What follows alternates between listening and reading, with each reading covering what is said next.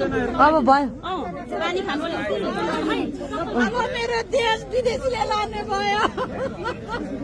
मेरो देश अब विदेशले लाने भयो हेर्नु त के साह्रै नाटक गर्न जानेको बाबा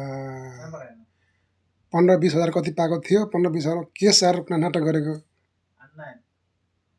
नाटक यति गर्न जानेको जो आइमिक जातले भन्दाखेरि कुनै कुनै आइमीलाई लाग्ला नराम्रो लाग्ला सबै आइमीलाई भनेको होइन सबै नारीहरूलाई भन्न खोजेको होइन तर कुनै कुनै आइमीहरू यस्ता हुन्छन् घरमा बस्यो घरमा हल्लिएर हिँड्यो लखर हल्लिएर हिँड्यो भन कराउने पनि त्यही आइमै विदेश गयो पैसा मात्र भएर हुन्छ बुढा चाहिएन भने तिनै आइमै घरमा बुढा हुँदा हुँदा पहिला हिँड्ने तिनै आइमै बुढा बाथरुम जान पाएको छैन बिस्तारामा नाठो लिएर आएको छ तिनै आइमै बुढालाई दिवस दिएर 3-4 वर्षपछि फेरि त्यही बुढालाई भेट्न गएको छ होटलमा तिनै आइमै भगवान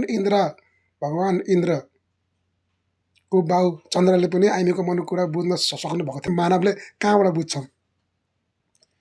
भयो 15-20 हजार कति पकाउनु थियो पकाउनु भयो के साह्रो नाटक गरेको के छ तिमीलाई मात्रै छ देशको माया अरूलाई देशको माया छैन मेरो देश अरूले लाने भयो गर कता केपीले बचाए जस्तो गाला फुटेर पडम नहानेर